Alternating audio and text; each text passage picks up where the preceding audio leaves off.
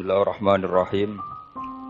Tabarakalladzi nazzala al-furqana ala 'abdihi liyakuna lil 'alamin nadhira.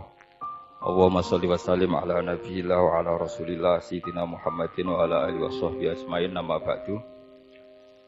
Kita meneruskan kajian yang paling penting dalam ulumul Quran termasuk adalah al-ibratu bi umumil lafzi la bi khususis sabab. Itu terkenal sekali.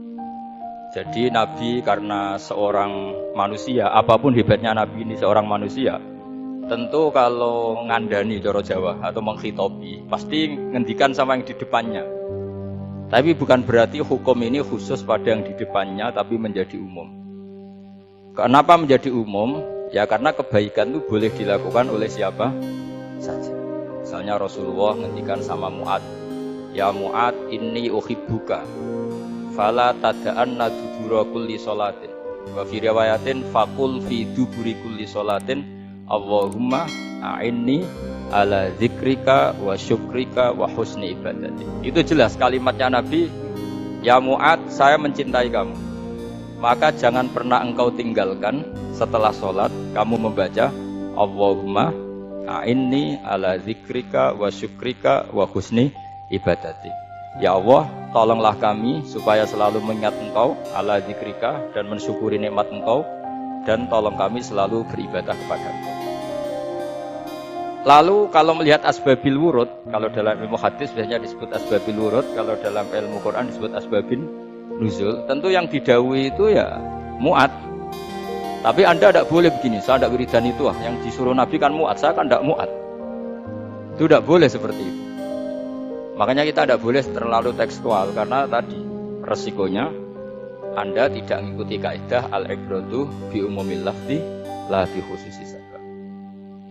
Sebab itu saya tadi di kantor rektorat ya Pak Ordas ya, bilang nanti untuk kajian yang di kantor rektorat pakai kitab Syajaratul Ma'arif, karena kitab itu juga yang sekarang dalam proses penerjemahan saya dengan Pak Quraisyab di PSG, yang di sini pakai kitab Itqan. Nanti mulai bulan depan karena saya dipaksa untuk meneruskan. Ini sudah kayak Tuhan saja maksa-maksa. Itu pakai kitab Itqan. Nanti babnya tak kasih yang mendesak untuk diketahui. Termasuk apa? Al-ibratu bi umumil lafzi la bi khususis sabab. Sehingga di Quran misalnya begini, ada cerita begini. Nabi Isa itu bilang begini, saya ini siapa? Saya ini adalah orang, kata Nabi Isa, wa ja'alani mubarakan aynama kuntu. Saya adalah orang yang di mana-mana itu memberi berkah, memberi manfaat kepada siapa saja. Itu jelas tentang Nabi Isa. Tapi oleh ulama dikasih judul yang umum, babu nafil ibad bikullil bilad. Bab bahwa seseorang harus bermanfaat hidup di mana saja, kapan saja. Meskipun itu Allah cerita tentang Nabi Isa. Tidak bisa kamu bilang itu kan Isa, saya kan tidak Isa. Tidak bisa seperti itu. Isa adalah ibaratun an ahlil khairi. Isa adalah figur orang baik. Tentu yang dilakukan baik. Tentu kebaikan boleh ditiru siapa saja. Jadi sehingga nanti pada akhirnya nama-nama yang disebut Allah di Quran itu kalau nama orang baik tentu kita boleh ikut. Paham ya? Kalau nama orang buruk tentu kita tidak boleh ikut. Ya gitu aturannya. Sehingga tadi ada al-ibratu bi umumil lafzi la bi khususi sabab. Jadi yang jadi pegangan adalah standar kalimat umum dengan pemaknaan yang ditentukan ulama. La bi khususi sabab, tidak terkait sebab. Misalnya yang paling masyhur tentu dalam hadis, Madinah itu kira-kira kan utaranya Mekah ya. Kira-kira ya, utaranya Mekah apa selatannya? Utaranya kayak utaranya. Dulu penduduk Madinah itu kalau bikin kloset itu, pokoknya kalau qada'ul hajat itu menghadap ke utara atau selatan. Terus kata Rasulullah, kalau kamu sedang qada'il hajat, sedang buang kotoran tuh jangan menghadap Ka'bah, juga jangan membelakangi Ka'bah. Itu Nabi redaksinya unik, walakin syarriku aw gharibu. Tetapi kamu menghadap barat atau menghadap timur. Itu semua riwayat walakin syarriku aw gharibu, tapi kamu menghadap barat atau timur. Nah, artinya apa? Kata syariku al-gharibu adalah binisbat di ahli Madinah, karena orang Madinah posisinya di utara Mekah. Sehingga kalau menghadap utara atau selatan berarti menghadap Ka'bah atau membelakangi Ka'bah. Dan itu tidak boleh dalam proses qada'il hajat, masbah kotoran. Terus Nabi memerintahkan menghadaplah ke barat atau ke timur. Nah, al-ibratu bi'umil lafzi la bi khususi sabab juga direvisi oleh ulama begini, kecuali sebab itu ada ilat. Maka kalau demikian yang dimenangkan ilatnya bukan teknya.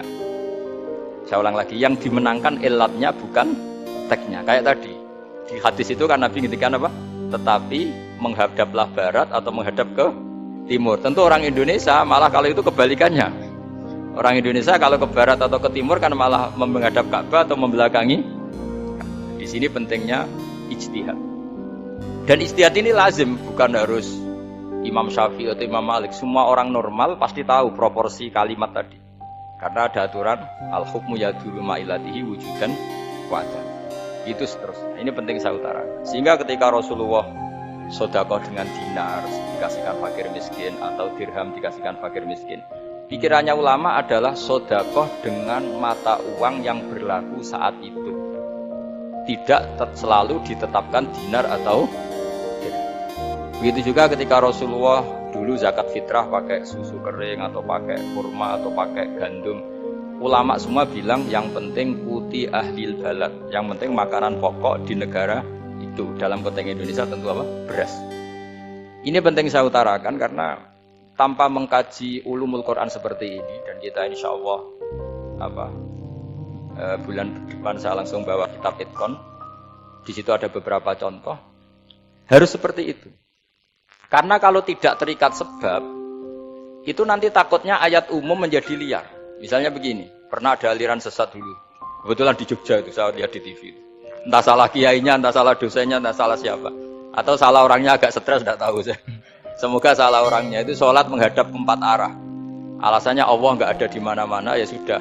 Di barat, rakaat kedua ke utara, rakaat ketiga ke timur, rakaat keempat ke selatan. Itu uniknya, itu ngawurnya lah, bukan uniknya. Ngawurnya itu dalil fa'ina ma tuwallu fasamma wajhu. Kamu hadap kemana saja, di sana ada ridho. Sehingga semua ulama ketika bikin kaidah al-ibratu bi'umil lafzi la bi khususi sabab selalu menyertakan kecuali khusus sabab ini ada illatul hukmi. Maka itu enggak jadi. Kayak ayat tadi, kalau kamu pakai umumnya lafaz itu kan boleh sholat menghadap mana saja. Nah makanya Imam Syafi'i ketika ditanya, lalu ayat ini proporsinya gimana? Kata beliau, fis safar, orang yang sedang di pesawat mau sholat, tentu masuknya fatamma wajibah. Jadi dalam kondisi bepergian yang kita ingin sholat, maka pakainya ayat seperti itu. Tapi kalau kondisi nomar, fawal diwajaga syatral masjidil haram. Jadi makanya ini penting ngaji ulumul Quran. Kita tidak bisa hanya megang terjemah atau megang apa, kemudian kita fatwa atas nama Quran.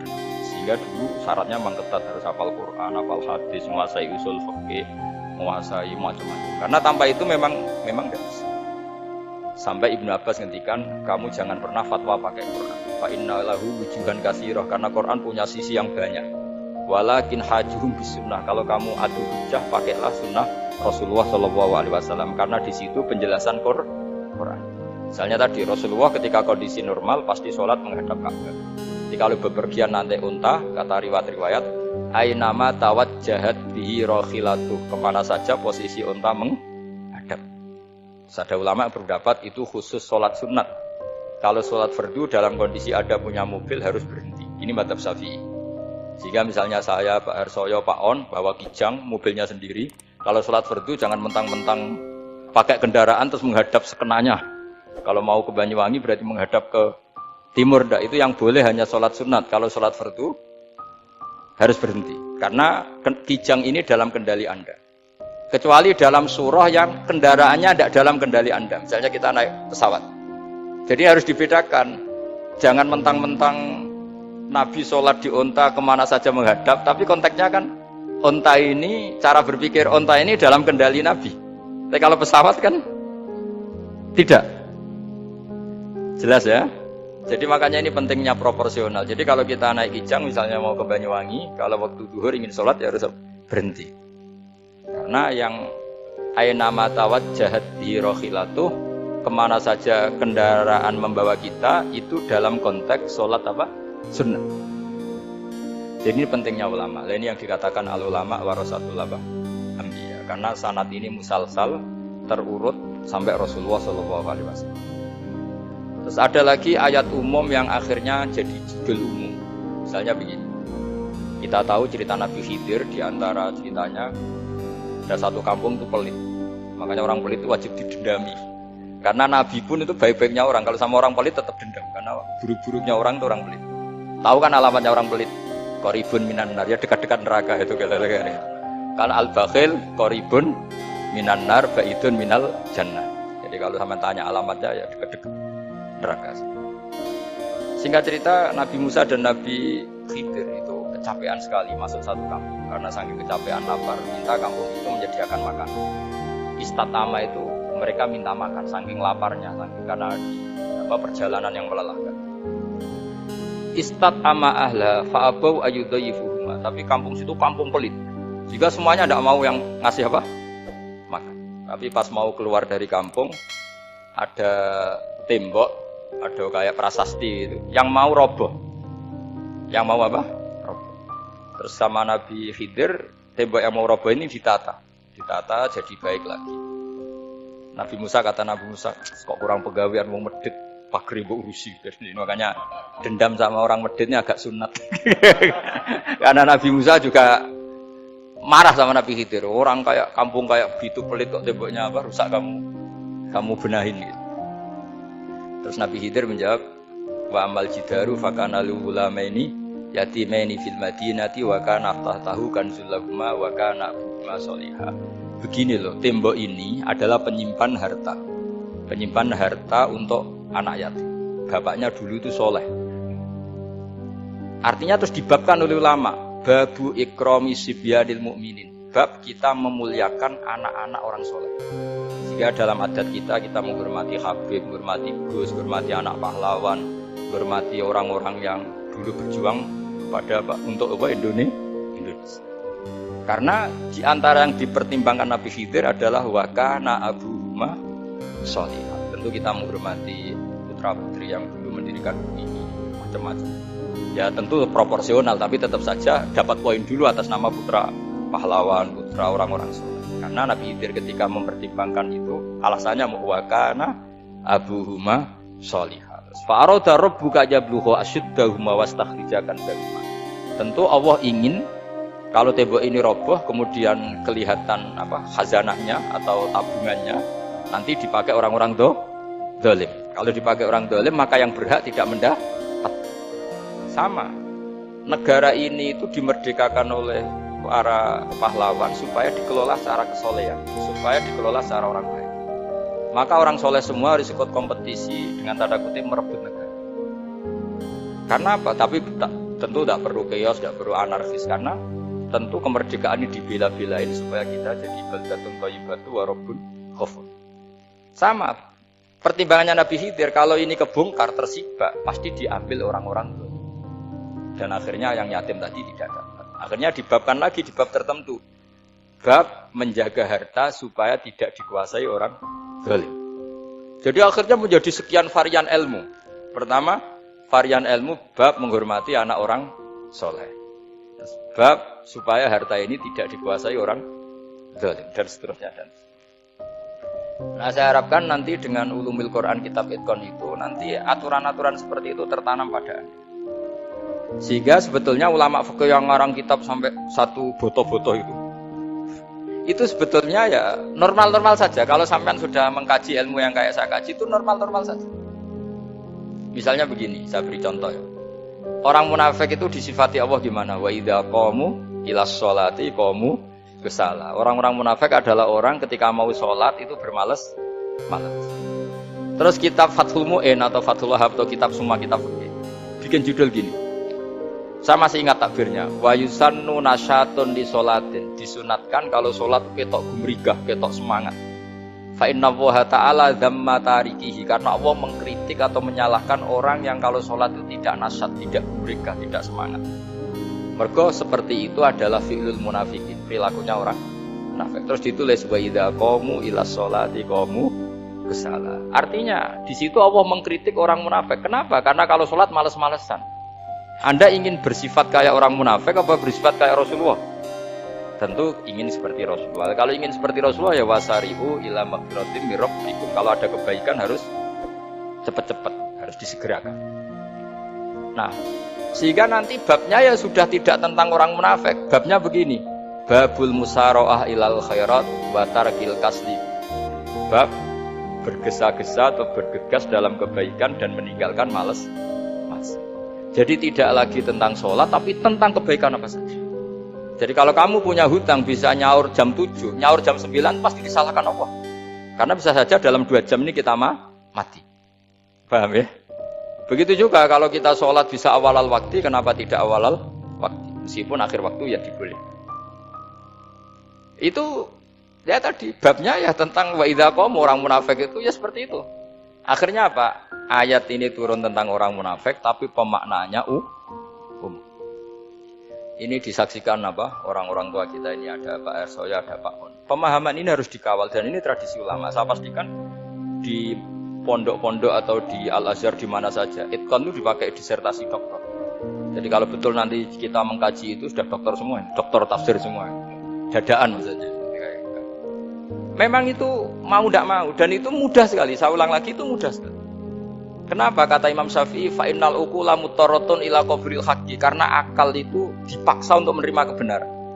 Ciri utama kebenaran kata Rasulullah matma'an nabi qabr. Jadi menerima itu pasti clear. Makanya disebut kebenaran itu ma'ruf, mudah dikenali. Sesuatu yang salah bahasa Arabnya itu mungkar, angkarahul aklu. Akal itu tidak nyaman. Makanya disebut apa? Munkar, sesuatu yang diingkari. Akal itu asing. Ya asing tuh misalnya, sepeda motor ini milik siapa? Milik saya. Ya sudah saya pakai, tidak usah pamit. Akal pasti, ini kok aneh, nggak milik orang kok nggak pamit. Akal pasti nggak nerima. Makanya agama itu hanya menerima al-ma'ruf yang mudah dikenali dan menolak al-mungkar, sesuatu yang akal itu nggak